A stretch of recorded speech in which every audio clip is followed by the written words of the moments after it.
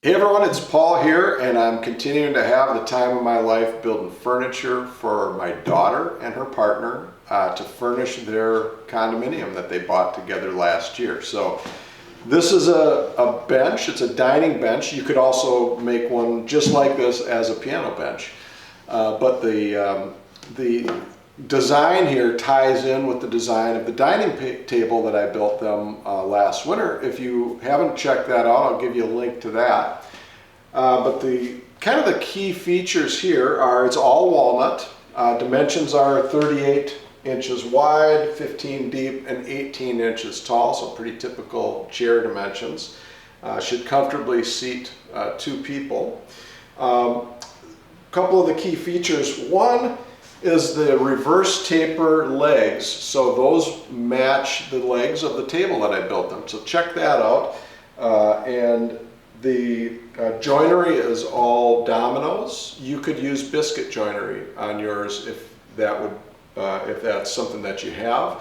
I would suggest if you use biscuits to add some corner gussets to strengthen it up. I've done that in the past before I had a domino. It worked great. And of course, traditional mortise and tenon joinery would work great here as well. Another key feature, you can see the top sliding effortlessly and locking into just about any position. If I get it down a little too low, it will close on its own, but you open it up just a little bit and it'll lock in place. That's thanks to the Torsion hinges from Rockler. As far as I know, these are a unique thing from Rockler. They're not cheap, but I really love using them. I've used them on several projects, and this is not something that Rockler has sponsored. I wish, because again, they're not cheap, but I love them. I don't mind shelling out a few extra bucks to get what I consider to be the best hinges for this type of project.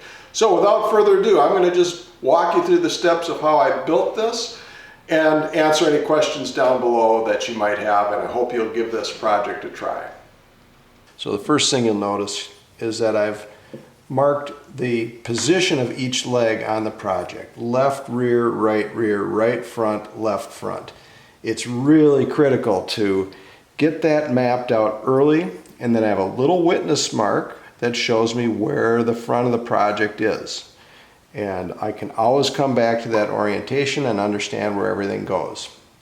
I've also marked around the perimeter where the end of my block is, and then that's where the tapering starts on the leg. It will be used to trace the shape on each of the legs, and you can see it's square to a point, and then the taper begins. So I've marked where that is, just as a reminder, so I don't violate that when I'm sanding. So I've marked all the joinery. You can see where the dominoes are going to be positioned. And there's a witness mark, and this is going to be used to position the domino tool. Now I've also marked in the other orientation witness marks to show just an approximation of where the actual domino slots will be. That's not precise. This is precise. Now, if you've done a good job taking your time in lining up the domino markings, everything should go really straightforward from here. Just take your time, follow your markings, carefully, slowly plunge the domino in, or biscuits if that's what you're using.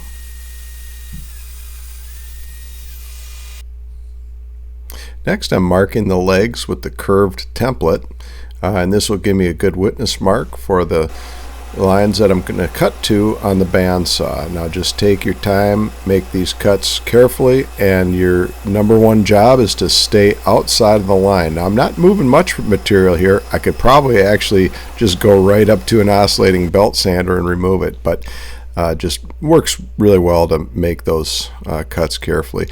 The next step is to cut the other 2 sides. So you saw me tracing on the template. Now I'm going over to the oscillating belt sander, which is a really great tool for this, and just cleaning up the bandsaw marks. Now you see where the mortise is cut for the lower stretcher on the legs, you got to be really careful to avoid sanding into that. And now I'm milling some grooves into the rails that go around the perimeter of the bench. And you can see I'm just using a regular saw blade here rather than setting up a dado stack. This groove will be used to receive the plywood bottom in the storage compartment.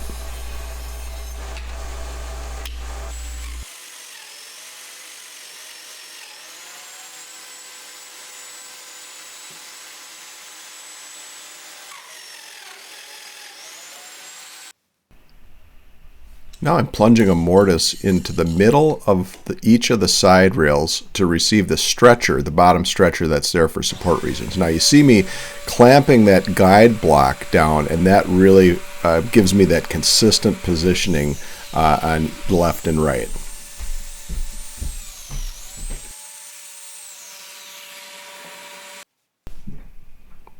Now it's time for a little assembly. I did this glue up in 2 stages. Now you got to be really careful. You see the alignment of the mortise on the bottom stretcher facing inside. You just have to make sure that those things are pointed in the right direction, because otherwise you're going to have some repair to do. So this is just a matter of taking your time, getting everything lined up, getting glue in all your mortises, getting everything clamped into place. And this 2-stage process works really good. You can concentrate all the clamping pressure that you want on each of the joints, on each of the end panels before you go into your second glue up.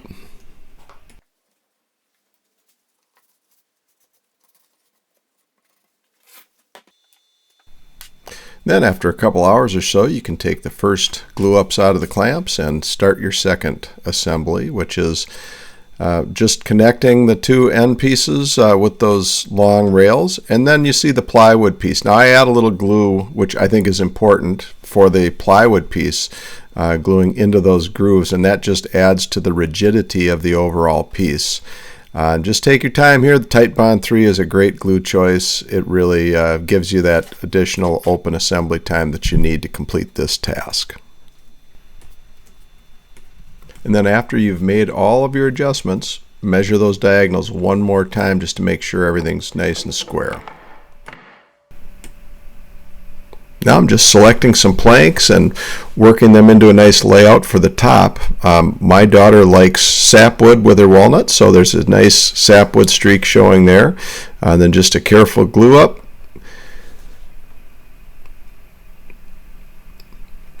Wiping the glue off, making sure it's nice and clean before it's set up.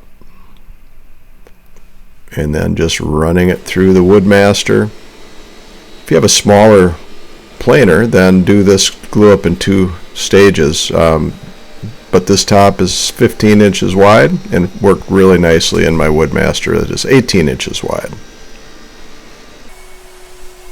Then after sanding it thoroughly, I decided to do spray finish on this, and this is a water-based polyurethane that I really like. I'm just going to show you the sequence for installing these hinges. So first thing, notice the cleat that I've clamped to the edge of the top. That gives me a good alignment tool. Then I'm pre-drilling each of the holes.